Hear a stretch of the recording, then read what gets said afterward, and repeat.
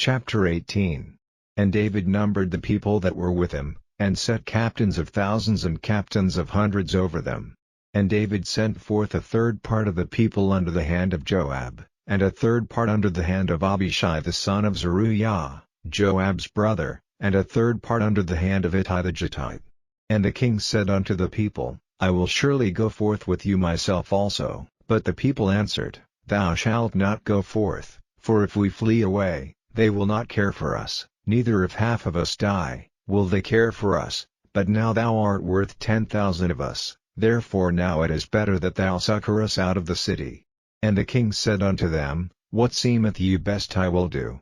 And the king stood by the gate side, and all the people came out by hundreds and by thousands. And the king commanded Joab and Abishai and Ittai, saying, Deal gently for my sake with the young man, even with Absalom. And all the people heard when the king gave all the captains charge concerning Absalom. So the people went out into the field against Israel, and the battle was in the wood of Ephraim, where the people of Israel were slain before the servants of David, and there was there a great slaughter that day of 20,000 men. For the battle was there scattered over the face of all the country, and the wood devoured more people that day than the sword devoured. And Absalom met the servants of David. And Absalom rode upon a mule, and the mule went under the thick boughs of a great oak, and his head caught hold of the oak, and he was taken up between the heaven and the earth, and the mule that was under him went away. And a certain man saw it, and told Joab, and said, Behold, I saw Absalom hanged in an oak. And Joab said unto the man that told him, And, behold, thou sawest him, and why didst thou not smite him there to the ground? And I would have given thee 10 shekels of silver, and a girdle. And the man said unto Joab, Though I should receive 1,000 shekels of silver in mine hand, yet would I not put forth mine hand against the king's son, for in our hearing the king charged thee and Abishai and Ittai, saying, Beware that none touch the young man Absalom. Otherwise I should have wrought falsehood against mine own life, for there is no matter hid from the king, and thou thyself wouldest have set thyself against me. Then said Joab, I may not tarry thus with thee. And he took 3 darts in his hand, and thrust them through the heart of Absalom, while he was yet alive in the midst of the oak. And 10 young men that bare Joab's armor compassed about and smote Absalom, and slew him. And Joab blew the trumpet, and the people returned from pursuing after Israel, for Joab held back the people.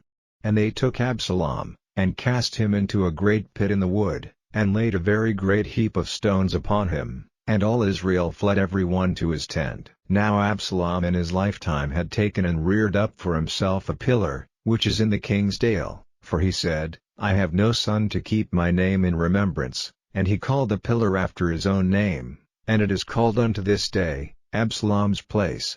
Then said Ahimaaz the son of Zadok, Let me now run, and bear the king tidings, how that the Lord hath avenged him of his enemies.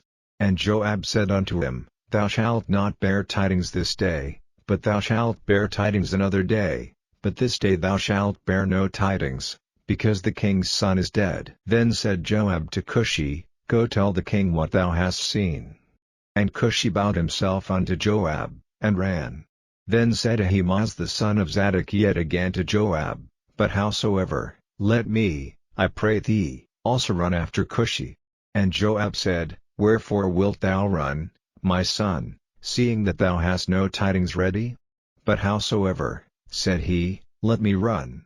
And he said unto him, Run. Then Ahimaaz ran by the way of the plain, and overran Cushi. And David sat between the 2 gates, and the watchman went up to the roof over the gate unto the wall, and lifted up his eyes, and looked, and behold a man running alone. And the watchman cried, and told the king. And the king said, If he be alone, there is tidings in his mouth. And he came apace, and drew near. And the watchman saw another man running, and the watchman called unto the porter, and said, Behold another man running alone. And the king said, He also bringeth tidings. And the watchman said, Methinketh the running of the foremost is like the running of Ahimaaz the son of Zadok. And the king said, He is a good man, and cometh with good tidings. And Ahimaaz called, and said unto the king, All is well. And he fell down to the earth upon his face before the king, and said, Blessed be the Lord thy God, which hath delivered up the men that lifted up their hand against my lord the king?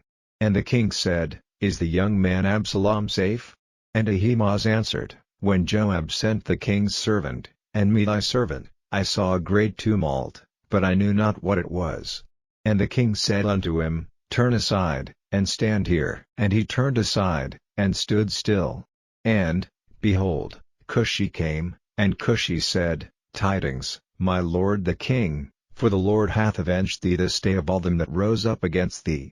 And the king said unto Cushi, Is the young man Absalom safe?